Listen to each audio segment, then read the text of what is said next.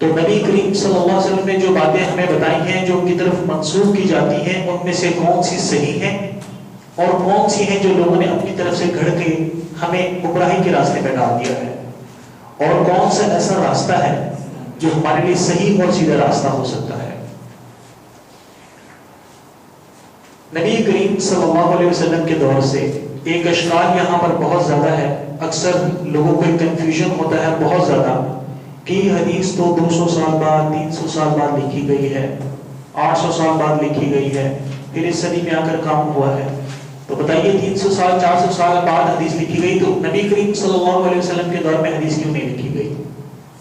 یہ ہمارے دلوں میں ایک خیال آتا ہے، اور عمومی طور پر جو منکرین حدیث ہیں، حدیث سے انکار کرتے ہیں اور اس کو قابل استدلال نہیں سمجھتے اور اس کو اپنی ضرورت نہیں سمجھتے، دین کا حصہ نہیں سمجھتے، وہ یہی کہتے ہیں کہ حدیث تو بعد میں لکھی گئی ہے، یہ تو یہود و نصارہ کی گھڑی ہوئی ہے، اس لیے ہمیں اس کی ضرورت ہی نہیں ہے۔ تو آئیے ہم سمجھتے ہیں کہ نبی کریم صلی اللہ علیہ وسلم کے دور میں اس حدیث کا محفوظ کرنے کا کوئی اہتمام تھا یا نہیں تھا۔ تو نبی کریم صلی اللہ علیہ وسلم کے دور میں آپ علیہ الصلوۃ والسلام نے ابتدائی طور پر یہ حکم دیا، ایک صحابی نے پوچھا یا رسول اللہ صلی اللہ علیہ وسلم آپ جو کچھ کہتے ہیں میں اسے لکھ لوں؟ نبی کریم صلی اللہ علیہ وسلم نے منع فرما دیا، آپ نے فرمایا کہ قرآن کے سوا کچھ نہ لکھنا۔ اب وہاں پر اس کو بنیاد بناتے ہیں کہ دیکھو جی قرآن تو لکھا گیا، نبی کریم صلی اللہ علیہ وسلم کی حدیث نہیں لکھی گئی، لیکن حضرت عبداللہ بن عمر بن عاص، صحابی کا نام اپنے پاس نوٹ کر لیجئے، حضرت عبداللہ بن عمر بن عاص رضی اللہ عنہ، یہ وہ جلیل القدر صحابی ہیں، کہتے ہیں کہ میں نے نبی کریم صلی اللہ علیہ وسلم سے پوچھا کہ یا رسول اللہ صلی اللہ علیہ وسلم آپ جو بات کہتے ہیں میں اسے لکھ لیا کروں؟ اب ایک دوسرے وقت کی بات ہے، پہلے آپ صلی اللہ علیہ وسلم نے منع فرما دیا کہ تم نے حدیث کو نہیں لکھنا، صرف قرآن مجید کو لکھنا ہے۔ یہ کہتے ہیں ایک دوسرے مقام پر میں نے پوچھا نبی کریم صلی اللہ علیہ وسلم سے، اس کے بعد کافی عرصہ گزرنے کے بعد میں نے پوچھا کہ یا رسول اللہ صلی اللہ علیہ وسلم جو کچھ آپ بیان کرتے ہیں میں اسے لکھ لیا کروں؟ آپ علیہ السلام نے فرمایا کہ ہاں تم لکھ لیا کرو۔ عبداللہ بن عمر بن عاص رضی اللہ عنہ کہتے ہیں کہ میں نے نبی کریم صلی اللہ علیہ وسلم سے پوچھا کہ یا رسول اللہ صلی اللہ علیہ وسلم کبھی آپ غصے میں ہوتے ہیں، کبھی آپ شفقت اور پیار اور محبت کے ساتھ گفتگو کرتے ہیں، تو کیا وہ تمام ساری باتیں میں لکھ لیا کروں؟ تو نبی کریم صلی اللہ علیہ وسلم نے ارشاد فرمایا کہ اے میرے صحابی میں اللہ کا نبی ہوں، میری زبان سے حق کے علاوہ کچھ نہیں نکلتا، جو کچھ نکلتا ہے اسے لکھ لیا کرو۔ تو یہ عمر بن عاص رضی اللہ عنہ اس دور میں نبی کریم صلی اللہ علیہ وسلم کے دور کے اندر آپ علیہ السلام کی موجودگی میں حدیث کو لکھا کرتے، جو کچھ نبی کریم صلی اللہ علیہ وسلم بیان کرتے اس کو لکھ لیا کرتے۔ اسی طرح صرف یہی نہیں، عبداللہ بن عمر بن عاص ان کے علاوہ حضرت ابو ہریرہ رضی اللہ عنہ، انہوں نے بھی نبی کریم صلی اللہ علیہ وسلم کی جو احادیث تھی ان کو جمع کیا، حتیٰ کہ یہ کہتے ہیں کہ حضرت ابو ہریرہ رضی اللہ عنہ غزوہ خیبر کے موقع پر اسلام قبول کیا ہے، انہوں نے 4 سے 5 سال کا عرصہ نبی کریم صلی اللہ علیہ وسلم کے ساتھ گزرا، اور اتنے کم عرصے میں 5000 سے زائد حدیثیں انہوں نے نبی کریم صلی اللہ علیہ وسلم سے بیان کی۔ اب یہاں پر ایک تعجب پیدا ہوتا ہے کہ بڑے بڑے کبار صحابہ ان کی زندگی نبی کریم صلی اللہ علیہ وسلم کے ساتھ زیادہ گزری، اور یہ اعتراض اکثر وہ لوگ کرتے ہیں جو اہل بدع ہیں، بدعت کے ساتھ جن کا تعلق ہے، وہ اعتراض کرتے ہیں ابو ہریرہ کے اوپر، کہتے ہیں کہ دیکھو یہ شخص جس نے 4 سے 5 سال نبی کریم صلی اللہ علیہ وسلم کے ساتھ گزارے، اور 4 سے 5 سال گزارنے کے ساتھ اس نے 5000 حدیثیں نبی کریم صلی اللہ علیہ وسلم سے بیان کی، جبکہ حضرت ابو بکر صدیق، عمر فاروق اور بڑے بڑے کبار صحابہ تھے، انہوں نے تو اتنی تعداد میں حدیثیں نہیں بیان کی۔ تو حضرت عمر بن خطاب رضی اللہ عنہ کا اپنا قول اس بات کی صراحت کرتا ہے کہ ابو ہریرہ نے حدیثیں کیوں زیادہ بیان کی۔ ایک مسئلے کے بارے میں حضرت ابو ہریرہ سے حضرت عمر بن خطاب رضی اللہ عنہ نے دریافت کیا۔ اب مسئلہ کس نے پوچھا؟ مسلمانوں کے امیر ہیں، امیر المومنین ہیں عمر بن خطاب، مسئلہ کس سے پوچھ رہے ہیں؟ حضرت ابو ہریرہ سے، کہ ابو ہریرہ آپ مجھے اس مسئلے میں بتائیے نبی کریم صلی اللہ علیہ وسلم کو کوئی فرمان آپ کے پاس موجود ہے؟ حضرت ابو ہریرہ نے اس حدیث کو بیان کیا، جی ہاں یہ حدیث ہے نبی کریم صلی اللہ علیہ وسلم کی، میں اس کو بیان کر دیتا ہوں حضرت ابو ہریرہ نے وہ حدیث بیان کی. حضرت عمر بن خطاب کہتے ہیں کہ کاش کہ ہم اس وقت بازاروں کے اندر اپنی تجارتوں کے اندر اپنی ٹریڈنگز کے اندر اپنے کاروبار کے اندر اپنے بزنس کے اندر مشغول نہ ہوتے تو ہم نبی کریم صلی اللہ علیہ وسلم کے اس فرمان کو سن لیتے اور یہ فرمان ہم سے بھولا نہ رہتا اور ہم اس سے غافل تھے. اور ابو ہریرہ نے اسے یاد رکھا. یاد رکھیے صحابہ کی ایک بہت بڑی جماعت نبی کریم صلی اللہ علیہ وسلم کے پاس مسجد نبی کے اندر علم حاصل کیا کرتے تھے. 60 سے 70 صحابہ تھے جنہیں اصحاب صفہ کہا جاتا تھا اور وہ ان میں سے ایک شخص حضرت ابو ہریرہ رضی اللہ عنہ بھی ہے جو نبی کریم صلی اللہ علیہ وسلم کے ساتھ سائے کی طرح رہتے اور آپ علیہ السلام سے ایک ایک بات ایک ایک چیز آپ کی نوٹ کیا کرتے کہ آپ علیہ السلام کیا کرتے ہیں, اپنی نماز کیسے پڑھتے ہیں, ہر کام کو کیسے انجام دیتے ہیں, اس کو فوراً اپنے ذہن نشین کیا کرتے, اپنے حافظے میں محفوظ کرتے, پھر اس کو تحریر کر لیا کرتے. اسی طرح عبداللہ بن عمر, حضرت انس بن مالک, حضرت عائشہ صدیقہ, حضرت عبداللہ بن عباس, حضرت جابر بن عبداللہ, حضرت عبداللہ بن مسعود, یہ وہ بڑے بڑے محدثین ہیں صحابہ کے اندر جنہوں نے نبی کریم صلی اللہ علیہ وسلم سے آپ علیہ السلام کی زندگی کو, آپ کی پوری حیات طیبہ کو سمیٹ کر ہمیں دیا. یہ مین وہ لوگ ہیں جن سے سب سے زیادہ اسناد, سب سے زیادہ حدیثیں آتی ہیں. تو آئیے ہم ایک نظر ان محدثین پر ڈالتے ہیں جو صحابہ کرام کے محدث تھے. اس کا مطلب یہ نہیں ہے کہ حضرت ابو بکر محدث نہیں تھے. اس کا مطلب یہ بھی نہیں ہے کہ عمر فاروق ایک محدث نہیں تھے. عمر فاروق کو بہت احادیث یاد تھی اور بہت سا علم ان کے پاس تھا. اس کی مثالیں آپ کو آگے تفصیل سے ملیں گی. جب ہم آگے اس کو ڈسکس کریں گے تو آپ کو پتہ چل جائے گا کہ کیسے ان لوگوں نے حدیثوں کو اخذ کیا. اسی طرح تابعین میں تابعی وہ ہوتا ہے جس کی ایک صحابی سے ملاقات ہو اسلام کی صورت میں, اسلام اس نے قبول کیا ہو, وہ تابعی ہوتا ہے, اور صحابی سے اس کی ملاقات ہونا ثابت ہو.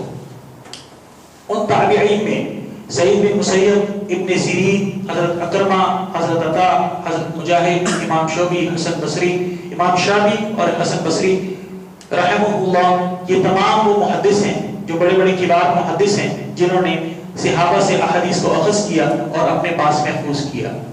تو آئیے ہم پہلا حضرت ابو ہریرہ کی زندگی کو دیکھتے ہیں. یہ پہلا ایک چارٹ ہے, اپنے پیج کو اگر کریں گے تو آپ کو دوسرے تیسرے صفحے پر یہ چارٹ پورا تفصیل سے مل جائے گا. اور حضرت ابو ہریرہ کی زندگی کی معلومات بھی اس میں چند مختصر حالات ان کے لکھ دیے گئے ہیں. حضرت ابو ہریرہ رضی اللہ عنہ, ان سے جو ابن مخلد نے اپنی مسند کے اندر روایات کی ہیں وہ 5374 ہیں. 5374 احادیث حضرت ابو ہریرہ سے روایات کی ہیں. اور حضرت ابو ہریرہ کا اصلی نام عبد الرحمن تھا. ابو ہریرہ ان کی کنیت تھی, اصلی نام ان کا عبد الرحمن بن صخر تھا. اور آپ قبیلہ آزد کی ایک شاخ بنو دوس بن عدنان سے تعلق رکھتے تھے. حضرت ابو ہریرہ 7 ہجری کو غزوہ خیبر کے موقع پر اس دن اسلام کو قبول کیا ہے انہوں نے, اور 57 ہجری بمقام موضع عقیق میں فوت ہوئے. حضرت ابو ہریرہ نے نبی کریم صلی اللہ علیہ وسلم سے بہت سی احادیث کو بیان کیا. اب آپ دیکھیے کہ ابو ہریرہ نے علم کو کیسے حاصل کیا. ایک حدیث بیان کرتا ہوں کہ اپنی زندگی ان کی کتنی سخت تھی. آج ہمارے لیے علم کو حاصل کرنا بڑا آسان ہے. ہم ایئر کنڈیشن کلاسز میں بیٹھے ہیں, ہمیں اصول حدیث پڑھا دیے جاتے ہیں, ہم یہاں پر بیٹھتے ہیں, ہمیں عقیدہ مل جاتا ہے, ہمیں صحیح احادیث کا علم مل جاتا ہے, قرآن مجید کی تفسیر مل جاتی ہے. ہم اس کو بڑے ذوق و شوق سے حاصل کرتے ہیں اور کہتے ہیں کہ ہم نے علم کو حاصل کرنے کے لیے بڑی قربانی دی. آئیے ہم دیکھتے ہیں کہ ان لوگوں نے اس علم کی حفاظت کرنے کے لیے کتنی قربانی دی. حضرت ابو ہریرہ کہتے ہیں کہ اصحاب صفہ میں ہم 60 سے 70 لوگ تھے, اور ہماری یہ حالت ہوتی تھی کہ ہمارے بدن پر کبھی کبھی اپنے صدر کو صرف ڈھانپنے کے لیے کپڑا ہوتا تھا. یعنی صرف اتنا کپڑا ہوتا تھا کہ ہم اپنے صدر کو ڈھانپ لیتے, باقی ہمارے جسم پر, بدن پر کوئی کپڑا بھی نہیں ہوتا تھا. ایک چادر ہوتی جس کے ساتھ ہم گزارا کیا کرتے, اور کئی کئی دن ہمیں بھوکا رہنا پڑتا. اگر کوئی ہمیں کھانا کھلا دیتا ہم کھا لیتے. حضرت ابو ہریرہ کہتے ہیں کہ ایک دن ایسا ہوا کہ نبی کریم صلی اللہ علیہ وسلم کے پاس میں گیا. 2 دن سے مجھے کھانا ہی نہیں ملا. 2 دن مستقل میں نے کھانا ہی نہیں کھایا, کوئی چیز نہیں کھائی. بھوک اور پیاس سے میری شدت بہت زیادہ بڑھ گئی. میں نبی کریم صلی اللہ علیہ وسلم کی خدمت میں حاضر ہوا. ان لوگوں کی تکلیف دیکھیے کہ اس اس علم کو حاصل کرنے کے لیے یہ لوگ کتنی محنت کرتے، اپنی بھوک اور پیاس کو برداشت کرتے، حتیٰ کہ بدن پر کپڑے نہیں ہوتے. یہ کاروبار کے لیے نہیں جاتے کہ ہم بزنس کرنے کے لیے چلے جائیں، ہمیں اس علم کو حاصل کرنا ہے، کیونکہ وہ اس علم کی اہمیت کو سمجھتے تھے. نبی کریم صلی اللہ علیہ وسلم نے فرمایا کہ جو دین کا علم حاصل کرنے کے لیے نکلتا ہے، طلب العلم، کاروبار کرنے کے لیے جائیں، بزنس کرنے کے لیے جائیں. کوئی بھی آپ کو نہیں جانتا ہے بزنس کرنے کے لیے گیا ہے، لیکن ایک شخص جو حصول علم کے لیے نکلتا ہے اور دین کے علم کو حاصل کرنے کے لیے نکلتا ہے، اللہ کے نبی صلی اللہ علیہ وسلم فرماتے ہیں کہ آسمان کے فرشتے اس کے پاؤں کے نیچے اپنے پروں کو بچھاتے ہیں اور اس کے لیے دعائیں خیر کرتے ہیں. یہاں تک کہ اللہ رب العزت اس زمین کے اندر رہنے والی چونٹیوں کو بھی اور سمندر کے اندر رہنے والی مچھلیوں کو بھی مطلع کر دیتا ہے، اطلاع دے دیتا ہے، خبر دے دیتا ہے کہ اس کے بارے میں دعائیں خیر کرو. وہ بھی اس کے لیے دعائیں خیر کرتے ہیں. ذرا اندازہ کیجئے کہ اس علم کا شرف کتنا ہے، اس کی فضیلت کتنی ہے، اور ہم غافل ہیں. یہی بنیادی وجہ تھی کہ ابو ہریرہ کہتے ہیں کہ میں اتنے دنوں سے بھوکا تھا، نبی کریم صلی اللہ علیہ وسلم کی خدمت میں حاضر ہو گیا. میں نے کہا یا رسول اللہ صلی اللہ علیہ وسلم، مجھے بھوک اور پیاس ہے، کہیں سے کچھ انتظام کیجیے، کئی دنوں سے کھانا نہیں کھایا. تو آپ علیہ السلام نے فرمایا کہ ابو ہریرہ بیٹھ جاؤ. میں بیٹھ گیا. کہتے ہیں کہ ایک شخص آیا جس نے نبی کریم صلی اللہ علیہ وسلم کی خدمت میں دودھ کا پیالہ پیش کیا. اگر ہماری یہ کنڈیشن ہو اور دودھ کا پیالہ ہمارے سامنے ہو، یا کوئی ایسی چیز ہو جو ہمیں بہت زیادہ پسند ہو، تو ہمارا کیا حال ہوتا ہے؟ ہم اپنی بھوک اور پیاس کو کیسے برداشت کرتے ہیں؟ رمضان میں اپنی حالت دیکھ لیجیے کہ ہماری حالت کیا ہوتی ہے.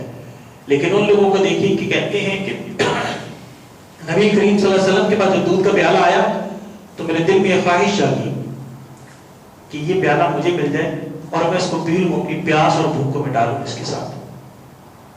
نبی کریم صلی اللہ علیہ وسلم نے مجھے حکم دیا کہ ابو ہریرہ جاؤ اصحاب صفہ کو بلا کر لاؤ. اب ابو ہریرہ کہتے ہیں کہ میں نے دل میں سوچا کہ 60 سے 70 لوگ دودھ کا ایک پیالہ، اور نبی کریم صلی اللہ علیہ وسلم حکم دے رہے ہیں کہ جاؤ 60 سے 70 لوگوں کو بلا کر لے کر آؤ. ہم ہوتے تو ہم کہتے ہیں کہ مجھے زیادہ بھوک لگی ہے، پہلے تو آپ مجھے دینا، میں اس کو ختم کروں، بعد میں کوئی معاملہ اور دیکھیں گے. ابو ہریرہ کی اتباع سنت دیکھیے کہ نبی کریم صلی اللہ علیہ وسلم کا حکم ہوا وہ اپنی خواہش کو، اپنی ہوا کو چھوڑ کر، اپنی بھوک اور پیاس کو بھول کر نبی کریم صلی اللہ علیہ وسلم کے حکم کی اتباع کی، اٹھ کر چلے گئے، جا کر اصحاب صفہ کو بلا کر لے کر آ گئے. 60 سے 70 لوگ آ کر بیٹھ گئے. نبی کریم صلی اللہ علیہ وسلم نے حکم دیا کہ ابو ہریرہ یہ دودھ کا پیالہ اٹھاؤ اور دائیں ہاتھ سے پلانا شروع کر دو. ابو ہریرہ نے دودھ کا پیالہ لیا اور دل میں خیال کر لیا اللہ کے رسول ایک دودھ کا پیالہ ہے اور یہ 60 سے 70 لوگ ہیں. ابو ہریرہ کہتے ہیں کہ میں نے اس دودھ کے پیالے سے 60 سے 70 لوگوں کو دودھ پلایا اور سب نے پیٹ بھر کے سیر ہو کر دودھ پیا اور دودھ کا پیالہ بھرا ہوا ہے. پھر نبی کریم صلی اللہ علیہ وسلم نے ارشاد فرمایا کہ ابو ہریرہ تم پیو. ابو ہریرہ کہتے ہیں کہ میں نے اس دودھ کے پیالے سے اپنا منہ لگایا اور پینا شروع کر دیا، یہاں تک کہ میں نے اتنا پیا کہ میں سیر ہو گیا. پھر نبی کریم صلی اللہ علیہ وسلم نے فرمایا کہ ابو ہریرہ اور پیو. حدیث میں آتا ہے، ابو ہریرہ بیان کرتے ہیں کہ میں نے اتنا دودھ پیا کہ میرے اپنے ناخنوں میں مجھے اپنے دودھ آتا محسوس ہوا، اتنا زیادہ سیر ہو کر میں نے دودھ پی لیا. میں نے کہا یا رسول اللہ صلی اللہ علیہ وسلم بس اب مجھ سے زیادہ میرے اندر گنجائش نہیں ہے. تو نبی کریم صلی اللہ علیہ وسلم نے وہ پیالہ پکڑا اور آپ نے اس دودھ کے پیالے سے نوش فرمایا، دودھ کا پیالہ ختم ہو گیا. ذرا اندازہ کیجئے کہ اس میں ہمیں دو سبق ملتے ہیں. ایک، دین کے علم کے اندر برکت، اس کے لیے انسان کی قربانی. دوسرا، انسان کے رزق کا بندوبست کرنا اللہ رب العزت کی ذمہ داری اور اللہ رب العزت کا انسان پر کہ اللہ رب العزت اس کے لیے رزق کا بندوبست کرتے ہیں. تیسرا، اگر انسان دین کے لیے جستجو، محنت اور کوشش کرتا ہے، اللہ رب العزت اس کی تمام پریشانیوں کا حل بھی نکال دیتے ہیں. تو یہاں پر دیکھیے کہ ایک، اللہ رب العزت نے علم بے پناہ عطا کر دیا قربانیاں دینے کی وجہ سے. دوسرا، ایسا سیر. اور تیسرا، پھر صحبت کس کی ملی؟ نبی کریم صلی اللہ علیہ وسلم کی. ایسی بہترین صحبت کسی اور کو مل سکتی ہے؟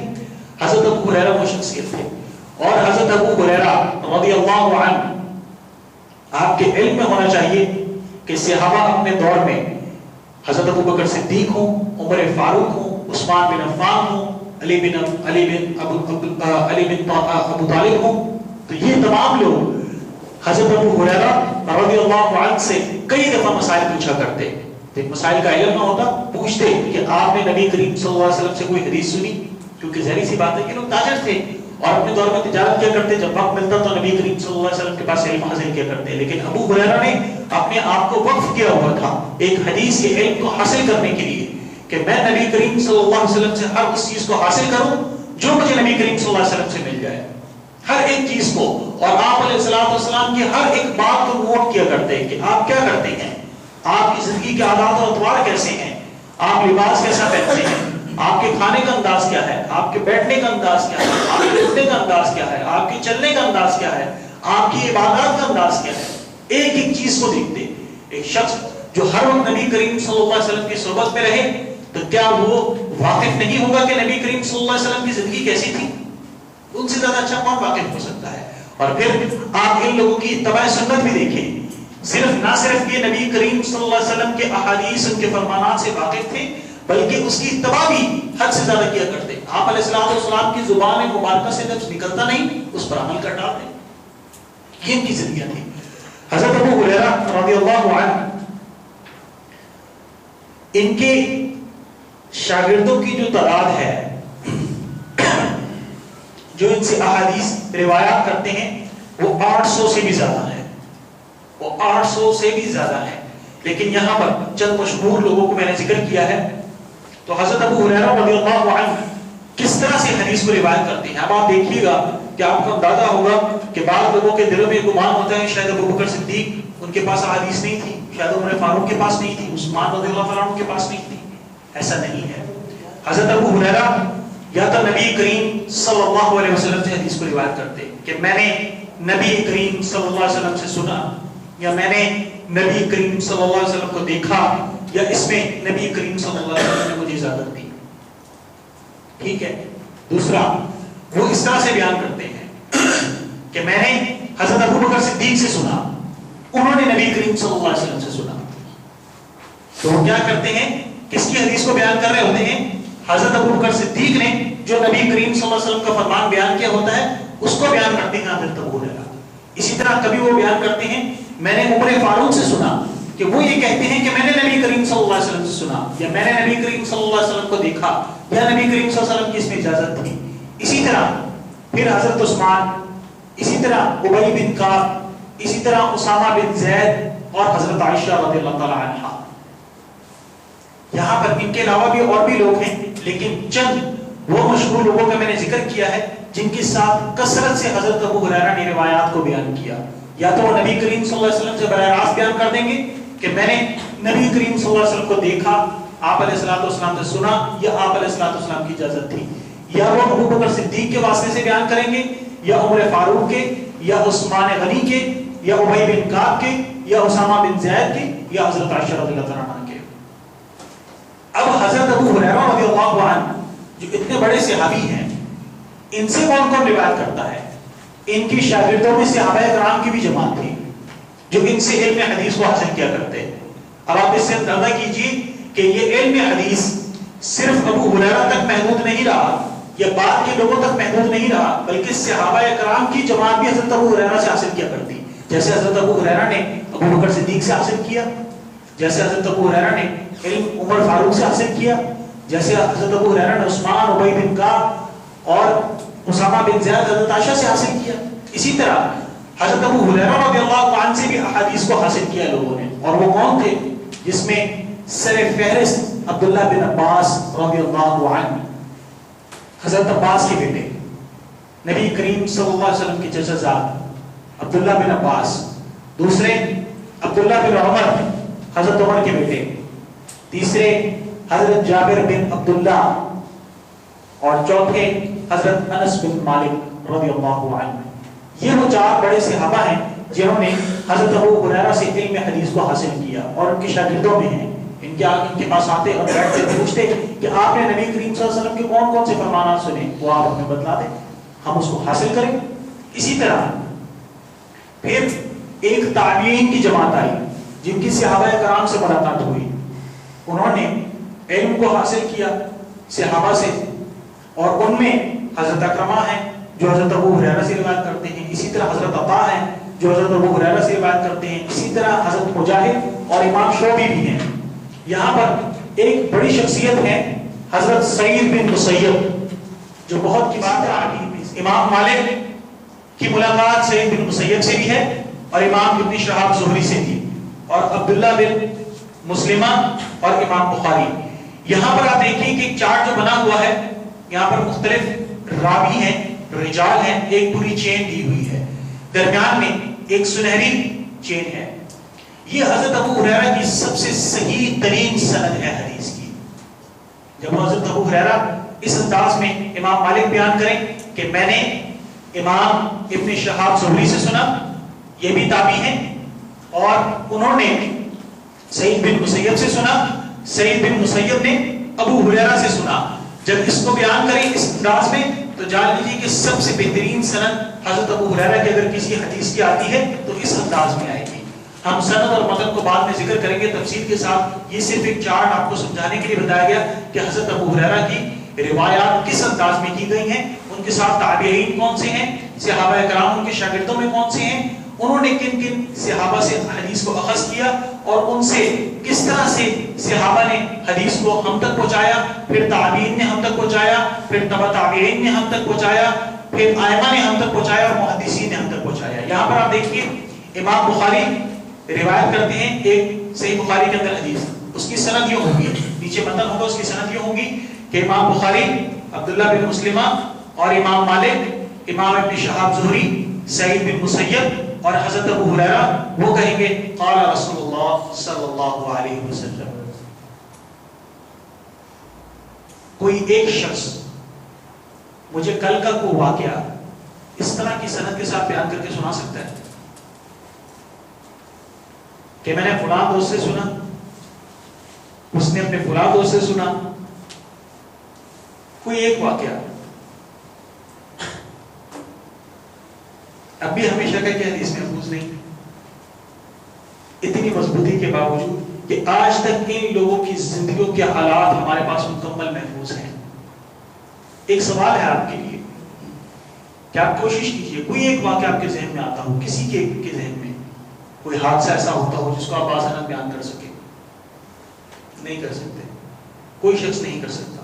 یہ صرف حدیث کا ہی امتیاز ہے کہ جس کو اللہ رب العزت نے محفوظ رکھا. نہ صرف اس کو محفوظ رکھا بلکہ امام بخاری کی زندگی اور یہ جو اطراف میں جتنے آپ لوگوں کے نام دیکھ رہے ہیں, ان تمام لوگوں کی زندگیوں کو, ان کے حالات کو, کہ ان کی کن حالات میں زندگی گزری, ان کو بھی آج تک محفوظ رکھا ہوا ہے ہمارے کتب رجال کے اندر. ایک ایک شخص کے بارے میں آپ جان سکتے ہیں کہ اس کا والد کون تھا, یہ کس وقت موت ہوا, ساتھ میں تاریخ وفات میں نے لکھی ہوئی ہیں. اس بات کی علامت ہے کس وقت موت ہوا, کس وقت یہ پیدا ہوا, کون سی جگہ پر پیدا ہوا, کس کا یہ بیٹا ہے, کس قبیلے سے یہ تعلق رکھتا ہے, اس نے اپنی زندگی میں زہد و تقوی کو اختیار کیا, کیا یہ کبھی جھوٹ بولتا تھا. یہ ساری چیزیں, ساری علامتوں کو سامنے رکھ کر ہم ایک فقیہ اور ایک محدث کا ذکر کرتے ہیں اور اس کے بعد اس سند کو جانچتے ہیں اور پھر کہتے ہیں کہ یہ سند صحیح ہے اور اس کے ساتھ حدیث صحیح ہے. صحابہ کرام کے بارے میں ایک اصول جان لیجیے یہاں پر جو بہت اہم اور ضروری ہے, اپنے پاس نوٹ بھی کر لیجیے کہ صحابہ کرام تمام کے تمام عادل ہیں. عادل وہ ہوتے ہیں کہ جن پر جھوٹ کا گمان بھی نہیں کیا جا سکتا کہ وہ نبی کریم صلی اللہ علیہ وسلم کے ساتھ کوئی جھوٹ منسوخ کر سکتے ہیں. اس کی وجہ یہ ہے کیونکہ نبی کریم صلی اللہ علیہ وسلم نے فرمایا کہ جو شخص میرے ساتھ ایک جھوٹ کو منسوخ کرتا ہے وہ اپنا ٹھکانہ جہنم میں بنا لے. جو بات میں نے نہیں کی اس کو میرے ساتھ منسوخ کر دے, وہ اپنا ٹھکانہ جہنم میں بنا لے. اور صحابہ کے بارے میں اللہ رب العزت قرآن مجید میں کیا کہتے ہیں, رضی اللہ عنہ ورضوا عنہ, کہ اللہ ان سے راضی ہو گیا اور یہ اللہ کی رضا پر راضی ہو گئے. ایک سوال مجھے پوچھنا تھا کہ جو صحابی ہیں وہ سارے وہی لوگ ہیں جو حضور کے زمانے میں تھے, اور جو ان کے مطلب کہ وفات کے بعد جو بھی لوگ ہیں وہ تابعین ہوں گے. میں آپ کو اس کو ڈیفائن کر دیتا ہوں. صحابی وہ ہوتا ہے جس نے اسلام کی حالت میں نبی کریم صلی اللہ علیہ وسلم کو دیکھا ہو, ان سے بالکل شافہ ملاقات ہوئی ہو. دیکھنا بعض اوقات ضروری نہیں ہوتا, لیکن نبی کریم صلی اللہ علیہ وسلم کی صحبت میں رہا ہو اسلام کی حالت میں, نہ کہ کفر کی حالت میں, اسلام کی حالت میں. کیونکہ اگر دیکھنا اس کے لیے ہم شرط لگا دیں تو ایک صحابی ہیں جو نابینا تھے, وہ نبی کریم صلی اللہ علیہ وسلم کو دیکھ نہیں سکتے تھے. عبداللہ بن ام مکتوم, ان کی دونوں آنکھیں نہیں تھی, بینائی نہیں تھی. تو اگر دیکھنا شرط ہو جائے تو تو ان کو پھر کیا کہا جائے گا؟ تو اس لیے دیکھنا ضروری نہیں ہے، لیکن جو نبی کریم صلی اللہ علیہ وسلم کی صحبت میں اسلام کے ساتھ رہا ہو اس کو صحابی کہتے ہیں، اور ان کے بعد ان صحابہ کے ساتھ اسلام کی حالت میں جن کی ملاقات ہوئی ہو وہ تابعی کہلاتے ہیں، اور اسی طرح ان تابعین کے ساتھ اسلام کی حالت میں جن لوگوں کی ملاقات ہوئی وہ تبع تابعین کہلاتے ہیں۔ یہ تین درجے ہیں، اور حدیث سے بیان ہوگی تو اس میں تابعی بھی ہوگا، اس میں تبع تابعی بھی ہوں گے، اور اس میں صحابی بھی ہوں گے، اور اس میں پھر اللہ کے نبی کریم صلی اللہ علیہ وسلم سے حدیث بیان کی جائے گی۔ تو یہاں پر آپ کو میں بتا دیتا ہوں، حضرت ابو ہریرہ صحابی ہیں، سعید بن مسیب تابعی ہیں، ابن شہاب زہری یہ بھی تابعی ہیں، امام مالک تبع تابعی ہیں، اور اسی طرح نیچے پھر محدثین کا ذکر ہے۔ یہاں پر حضرت مجاہد یہ بھی تابعی ہیں، امام شعبی یہ بھی تابعی ہیں، حضرت عطا بن رباح یہ بھی تابعی ہیں، حضرت اکرمہ یہ بھی تابعی ہیں۔